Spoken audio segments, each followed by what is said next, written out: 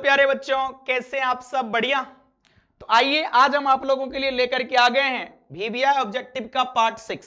तो देखते हैं इस पार्ट में क्या है क्वेश्चंस। ये पहला क्वेश्चन है, determinants of 10 to 35 and 7 equals to what.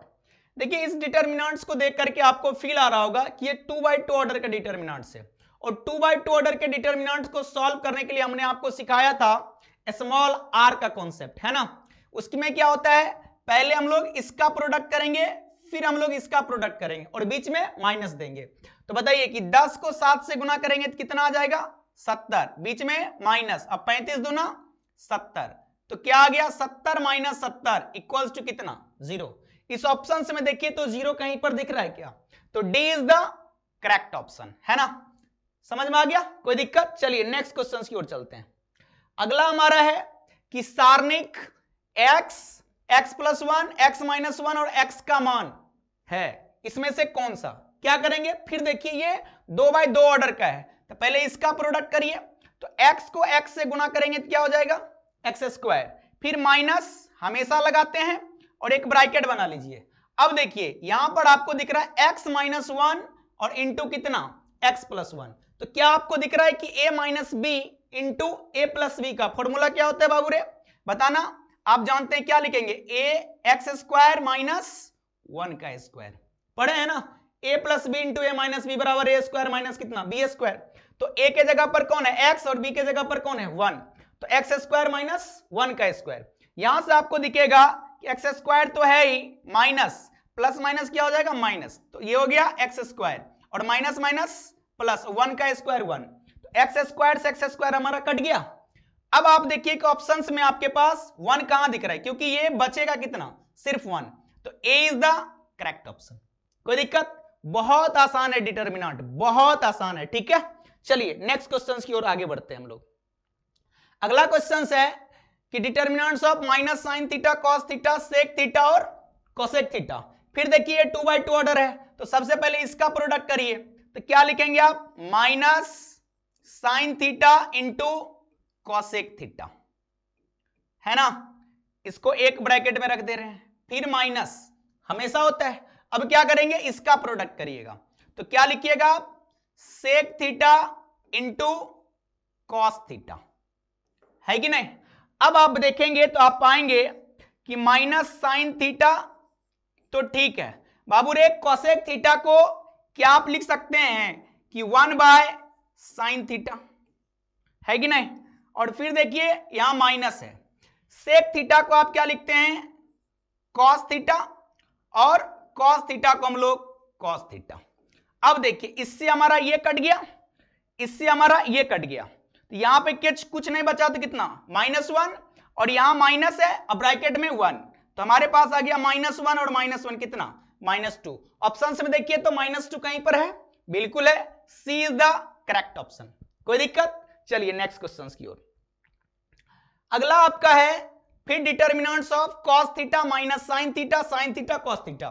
फिर 2/2 ऑर्डर है, इस दोनों का प्रोडक्ट करिए। तो बताइए कॉस थीटा को कॉस थीटा से मल्टीप्लाई करेंगे तो क्या आ जाएगा? cos² थीटा, और ये प्रोडक्ट होगा। लेकिन आपको याद रखना है कि इस बीच में माइनस अपना हमेशा आएगा, उसके बाद प्रोडक्ट होकर के जो भी आए, तो साइन थीटा को माइनस साइन थीटा से मल्टीप्लाई करिएगा तो माइनस sin² थीटा आएगा, है ना। अब आप लिखेंगे कि cos² थीटा माइनस माइनस क्या हो जाएगा? Plus sin² theta. तो बताइए क्या आपने कभी पढ़ा है कि cos² theta plus sin² theta कितना होता है? 1। तो ये 1 आ गया। ऑप्शन में देखिए 1 कहीं दिख रहा है क्या? कहां पे दिख रहा है? B is the correct option. कोई दिक्कत? चलिए नेक्स्ट क्वेश्चन की ओर। अगला हमारा है 3 ऑर्डर का डिटर्मिनेंट। कितना? 3 ऑर्डर का। देखिए जब भी 3 ऑर्डर का डिटर्मिनेंट्स आ जाए तो पहले हम लोग इस पर एक बार प्रॉपर्टी ट्राई करते हैं। क्या ट्राई करते हैं? प्रॉपर्टी में हम लोगों ने देखा था कि ऑपरेशंस, रो और कॉलम पे ऑपरेशन लगाना। तो क्या करते हैं उसमें हमारा टारगेट होता है कि किसी रो या किसी कॉलम के एलिमेंट्स को मैक्सिमम 0 जितना हो सकता है करें, है ना। अब इसको एक बार गौर से देखिए तो आपको क्या लगे। देखिए प्रॉपर्टी ऐसे हम लोग नॉर्मल भी इसको सॉल्व कर सकते हैं, लेकिन अगर प्रॉपर्टी यूज करके करेंगे तो जल्दी से जल्दी क्वेश्चन हमारा क्या होगा, सॉल्व होगा। तो इसके लिए करना क्या है, देखिए हमें जैसा दिख रहा है कि अगर हम C1 plus C2 plus C3 कर दें तो 1 प्लस 1 कितना 2 और 2 माइनस 2 क्या हो गया 0। फिर इधर भी देखिए वही है, हम यहां पर क्या करते हैं C1 को ऑपरेट करते हैं, ठीक है, और क्या लिखेंगे C1 प्लस C2 अब प्लस कितना C3। कोई दिक्कत, तो हमारा जो डिटर्मिनेंट्स आएगा उसको देखिएगा, C1 कितना है 1, 1 प्लस 1 कितना हो गया 2 और 2 अब प्लस माइनस 2। तो देखिए एक बार हम लिख करके दिखा रहे हैं 1 प्लस 1 अब प्लस माइनस 2, तो 1 प्लस 1 कितना हो गया 2 अब प्लस माइनस 2 कट करके कितना दे दिया बाबू रे 0। हमारे पास C1 का एलिमेंट हो गया 0। अब देखिए फिर इसमें चलते हैं, तो यहां पे हमारे पास कितना है 2 प्लस 1 प्लस कितना -3, तो 2 प्लस 1 कितना हो गया 3 अब प्लस माइनस 3 कितना आ गया 0, तो यहां पर भी आ जाएगा 0। फिर चलिए इसमें, तो देखिए क्या लिखेंगे हम लोग 5 प्लस 4 प्लस -9, तो 5 प्लस 4 कितना 9 अब प्लस -9, फिर ये कितना दे दिया 0, हमारे पास आ गया 0। ठीक है, अब बाकी जो भी है रख दीजिए 1 1 4 -2 -3 और कितना -9। आपने पढ़ा होगा कि प्रॉपर्टीज ऑफ डिटर्मिनेंट्स में कि किसी भी डिटर्मिनेंट के किसी रो या किसी कॉलम का सभी एलिमेंट 0 हो जाए तो उस डिटर्मिनेंट्स का वैल्यू 0 होता है। क्या होता है 0। तो बताइए कि इसका वैल्यू कितना आ जाएगा 0। तो बताइए कि ऑप्शंस में 0 कहां दिख रहा है, सी इज द करेक्ट ऑप्शन। कोई दिक्कत, देखिए एक बार प्रॉपर्टीज ऑफ डिटर्मिनेंट्स जरूर पढ़ लीजिएगा, ठीक है। अगर आपको नहीं मालूम तो आप हमें कमेंट करके बताइए कि सर प्रॉपर्टीज ऑफ डिटर्मिनेंट हमें नहीं पता है, हम उसका स्पेशल एक वीडियो बना करके दे देंगे, आप देख लीजिएगा, ठीक है। वीडियो आपको कैसा लग रहा है, अच्छा लग रहा है, दबा के लाइक शेयर सब्सक्राइब करिए और ज्यादा ज्यादा लोगों तक पहुंचाइए इस वीडियो को। और बाबू रे आप इस सीरीज के साथ जरूर जुड़िए, मेरा वादा है कि आपको मैथ्स में 100/100 दिलाने का मेरा दावा है। अभी ऑब्जेक्टिव का सीरीज चल रहा है, इसके बाद हम लोग सब्जेक्टिव का भी सीरीज लेकर के आएंगे, इसके लिए बस आप लोग प्यार बनाए रखिए, ठीक है। चलिए नेक्स्ट क्वेश्चन की ओर चलते हैं। इसको देखिए, ये भी हमारा 3 ऑर्डर का डिटर्मिनेंट्स है। अब 3 ऑर्डर का डिटर्मिनेंट्स है तो हम क्या बोले थे कि जब भी 3 ऑर्डर का डिटर्मिनेंट आ जाए तो आप तुरंत सॉल्व करने के लिए एक बार सोचिए, क्या अगर कोई प्रॉपर्टीज अप्लाई करने से क्वेश्चंस का आंसर तुरंत आ सकता है क्या, ठीक है। तो क्या कर सकते हैं हम इसके लिए, देखिए इसके लिए हम बहुत आसानी से सोचते हैं। कैसे सोचना है, हम क्या कर रहे हैं ना C1 को ऑपरेट कर दे रहे हैं, ठीक है। हम लिख रहे हैं C1 को हम लोग ऑपरेट कर रहे हैं C1 माइनस, ठीक है, और ब्रैकेट में लिख रहे हैं C2 प्लस C3। ऑपरेशन लगाइएगा बहुत ही जबरदस्त तरीका से। अब देखिए क्या होगा, हमारे पास C1 यही है, C1 का पहला एलिमेंट कितना है 1, फिर देखिए हमने लिखा minus bracket C1 plus C2 plus C3, C2 कितना है बाबू रे 2 और प्लस है तो प्लस और ब्रैकेट में लिख दीजिए -1, तो ये आ जाएगा हमारे पास 1 माइनस, बताइए 2 में से 1 घटा तो कितना 1, तो 1 माइनस 1 इक्वल्स टू 0। अब बढ़ते जाइए तो यहां पे आ जाएगा हमारा 0। अगला एलिमेंट लीजिए तो कितना है बाबू रे 5, फिर माइनस C2 यानी 4 अब प्लस 1, तो क्या लिखेंगे 5 माइनस 5 0, तो यहां पर क्या आ जाएगा 0। अगला लीजिए हमारे पास है 7 माइनस 6 प्लस 1, तो 7 माइनस 7 इक्वल्स टू कितना 0, तो यहां भी आ गया क्या 0। समझ में आ रहा है, कोई दिक्कत नहीं है। हमने क्या किया C1 minus C2 plus C3 कर दिया है ना, तो देखिए हमारा C1 का सारा एलिमेंट क्या आ गया 0। अब यहां से भी आप डायरेक्ट आंसर लगा सकते हैं, बाकी का हम लोग C2 और C3 का एलिमेंट रखेंगे तो वो तो सेम ही आएगा क्योंकि हमने उस पर कोई ऑपरेशन नहीं लगाया, और आपको दिख गया कि C1 का प्रत्येक एलिमेंट क्या हो गया है 0 हो गया। इसका मतलब इस डिटर्मिनेंट्स का जो वैल्यू होगा वो कितना होगा, बोलिए 0, यानी A is the correct option, ठीक है। चलिए नेक्स्ट क्वेश्चन की ओर। अगला हमारा है कि सारणिक दिश का मान क्या होगा, है ना।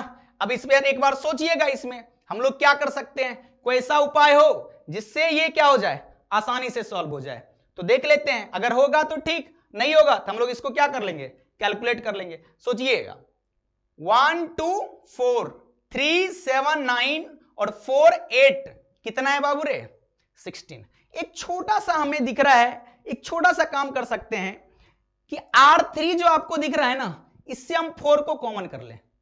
क्या कर लें, 4 को कॉमन कर लें। तो देखिए क्या होगा, R3 से हम 4 को कॉमन कर रहे हैं तो आपके पास क्या आएंगे, 4 जब कॉमन होगा तो आपको पता है कि डिटर्मिनेंट के किसी रो या किसी कॉलम से किसी नॉन जीरो कांस्टेंट को कॉमन करते हैं तो वो सीधा मल्टीप्लाई में आके बैठता है। ठीक है, हम फिर बोल रहे हैं हमने R3 से कॉमन करा है तो R1 कैसा रहेगा 1 2 4, R3 पे R2 पे कोई चेंजिंग नहीं, 3 7 9 और R3 से 4 कॉमन करिएगा तो बोलिए यहां क्या बचा 1, यहां क्या बचा 2 और यहां क्या बचा 4।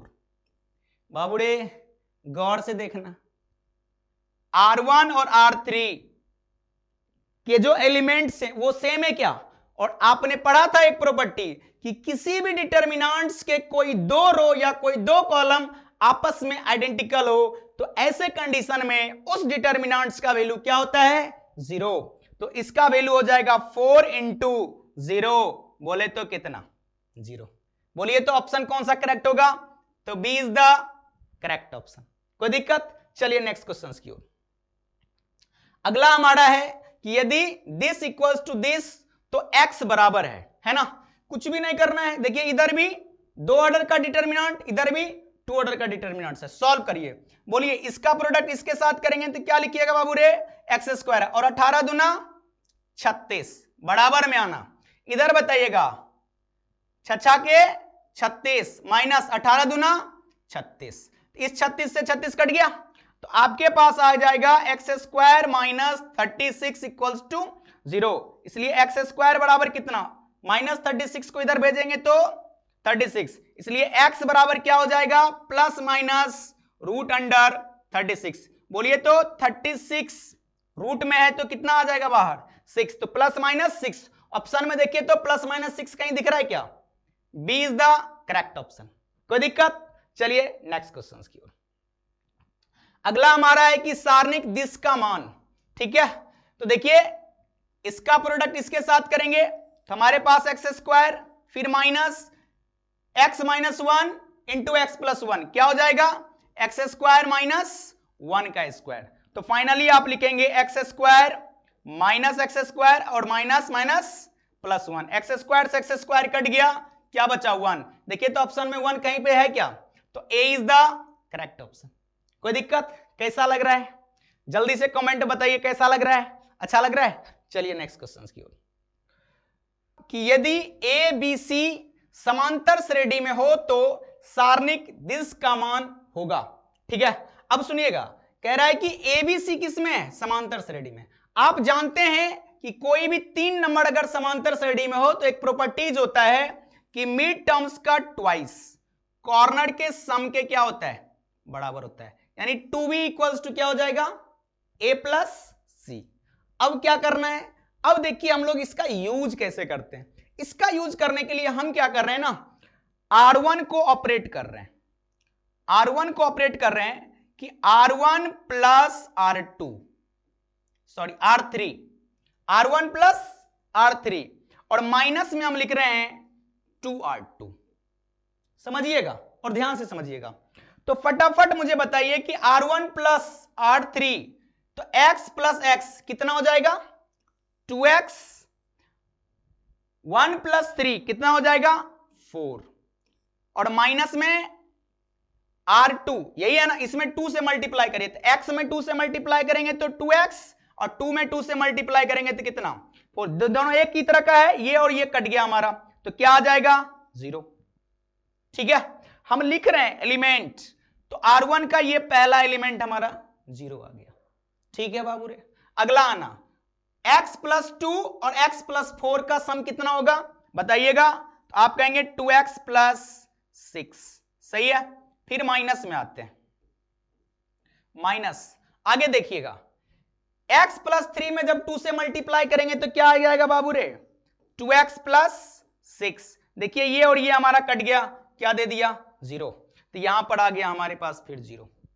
आगे देखिएगा x प्लस ए और x प्लस सी का जब सम करेंगे तो हमारे पास क्या आ जाएगा, आपके पास आ जाएगा 2x प्लस ए प्लस सी और माइनस x प्लस बी में जब 2 से मल्टीप्लाई करेंगे तो हमारे पास क्या आ जाएगा, बोलिए 2x प्लस 2b। ठीक है, देखिए 2x से 2x हमारा कट गया और इधर आ जाएगा हमारे पास a प्लस सी माइनस कितना 2b। बाबू रे अभी जस्ट आपने कहा था कि a प्लस सी किसके बराबर होता है, 2b के बराबर। इसका मतलब ये दोनों सेम है तो कट गया, तो क्या मिला 0, कोई दिक्कत। तो इसका मतलब R1 के सभी एलिमेंट क्या हो गए, 0 हो गए। और फिर एक बार याद दिलाते हैं आपको कि किसी भी डिटर्मिनेंट के किसी रो या कॉलम का प्रत्येक एलिमेंट का 0 होना उस डिटर्मिनेंट का वैल्यू को क्या करता है, 0 के बराबर करता है। तो हम इसके आगे का एलिमेंट नहीं लिख रहे हैं, डायरेक्ट आंसर बोलिए 0 इज द करेक्ट ऑप्शन। ठीक है, चलिए नेक्स्ट क्वेश्चन की ओर चलते हैं। अगला क्वेश्चन है कि सारणिक देश का मान। देखिए इस क्वेश्चन को देख करके अगर आप प्रोपर्टीज लगाएंगे तो सिंपल सा फंडा समझिएगा कि अगर हमने R1 plus R2 plus R3 कर दिया तो देखिएगा R1 को ऑपरेट कर रहे हैं और हम लिख रहे हैं R1 plus R2 plus R3, सही है। अब आइए एलिमेंट्स लिखते हैं, देखेंगे आप गौर से। पहला R1 का पहला एलिमेंट क्या है, a माइनस बी, फिर है प्लस दूसरा R2 का एलिमेंट क्या है, b माइनस सी, प्लस और R3 का एलिमेंट क्या है, c माइनस ए। बाबूड़े देखना plus A minus A cut गया, minus B plus B cut गया, minus C plus C cut गया, क्या बचा 0, 0। इसका मतलब R1 का पहला ही एलिमेंट हमारा 0 है। क्लियर। अब आते हैं इधर वाला में, देखिएगा हमारे पास है b माइनस सी प्लस दूसरा बताइए c माइनस ए, तो क्या लिखेंगे c माइनस ए, फिर नेक्स्ट बताइएगा a माइनस बी। समझ रहे हैं ना, रो को हम लोग ऑपरेट कर रहे हैं। तो पहले हम लोगों ने C1 के एलिमेंट को ऐड किया, फिर किसका C2, फिर C3, क्योंकि रो चल रहा है। अब आप बताइएगा कि plus B minus B, minus C plus C, minus A plus A, क्या दे दिया 0। तो अगला एलिमेंट क्या हो गया 0। फिर आइए C3 में क्या है हमारे पास, C minus A plus A minus B plus B minus C. Solve करिए तो बाबू देखिए plus C minus C, minus A plus A, minus B plus B, cut करके क्या दे दिया 0। तो देखिए R1 का जो एलिमेंट हुआ ऑपरेशन लगाने के बाद वो सभी के सभी क्या हो गए 0। इसका मतलब आप ही बता दीजिए कि इस डिटर्मिनेंट्स का वैल्यू क्या होगा 0, यानी A is the correct option. सही है, चलिए नेक्स्ट क्वेश्चन की ओर। अगला क्वेश्चन है कि sine 20 degree, cos 20 degree, sine 70 degree और cos 70 degree equals to what. फिर देखिए 2 ऑर्डर का डिटर्मिनेंट्स है, फटाफट क्रॉस मल्टीप्लाई कर क्या हो जाएगा, sine 20 degree into cos 70 degree, है ना। फिर इसका प्रोडक्ट तो minus sine 70 degree into cos 20 degree.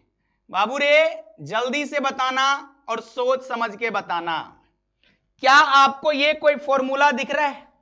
कौन सा फॉर्मूला सर?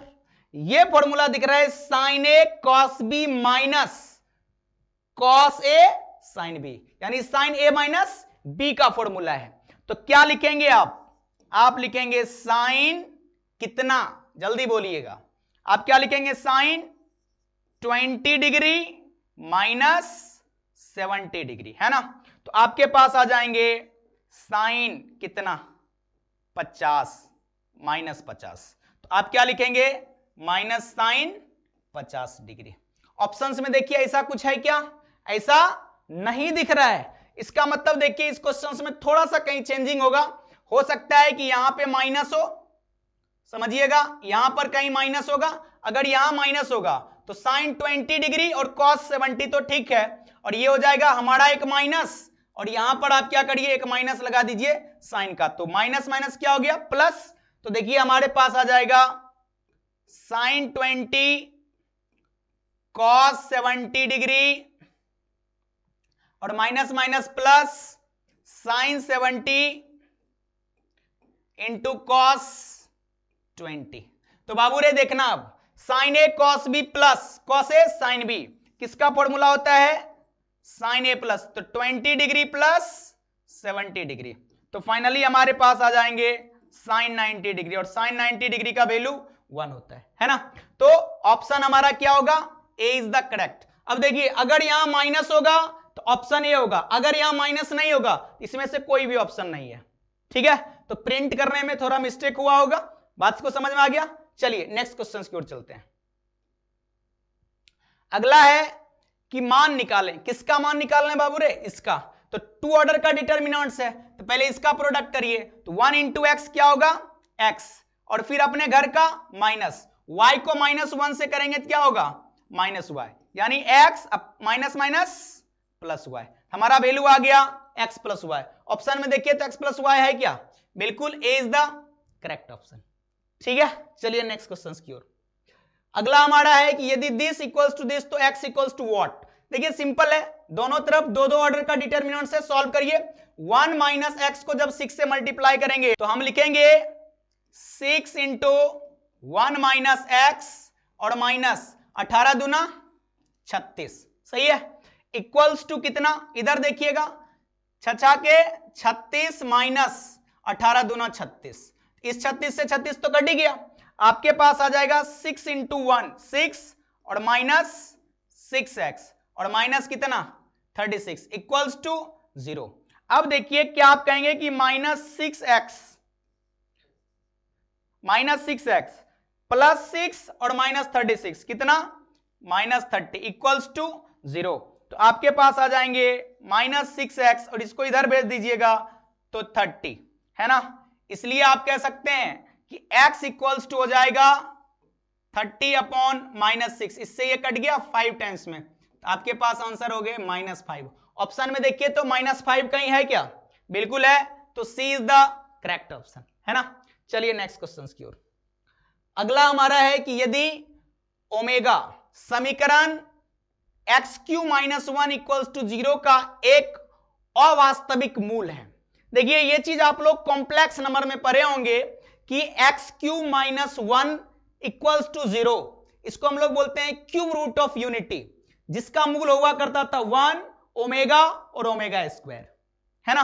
तो इस क्वेश्चंस को जब सॉल्व करें, देखिए ये क्वेश्चंस आपसे अक्सर पूछे जाते हैं और आप कंफ्यूज होते हैं। इसमें बस एक छोटा सा प्रॉपर्टी काम क्या करेगा कि 1 प्लस ओमेगा स्क्वायर का वैल्यू 0 होता है।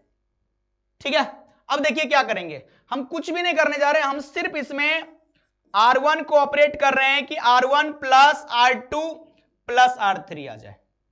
अगर हम ऐसा कर रहे हैं तो बताइए 1 प्लस ओमेगा स्क्वायर क्या हो जाएगा?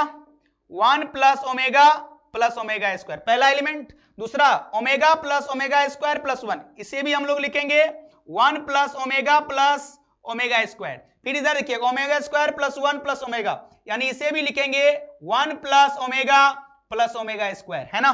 बाकी का एलिमेंट आप R2 और R3 का सेम ही रहेगा। अब आपको सिंपल सोचना है, इसके जगह पर क्या आ जाएगा बाबू रे? 0, इसके जगह पर भी 0 और इसके जगह पर भी 0, इसका मतलब आपको दिखा गया 0 0 0 R1 का एलिमेंट। और किसी भी डिटर्मिनेंट्स का यदि किसी रो या किसी कॉलम का प्रत्येक एलिमेंट 0 हो जाए उसका वैल्यू क्या होता है? 0। इसका मतलब हुआ इस डिटर्मिनेंट्स का वैल्यू क्या होगा? 0, यानी ए इज द करेक्ट ऑप्शन। कोई दिक्कत, कोई प्रॉब्लम नहीं है। तो चलिए आज के लिए हम लोग इतना ही, नेक्स्ट लेक्चर्स में हम लोग और कुछ क्वेश्चन लेकर के आप लोगों तक हाजिर होंगे। तो चलिए इसी आशा और विश्वास के साथ मिलते हैं हम लोग नेक्स्ट लेक्चर में। जय हिंद, जय भारत।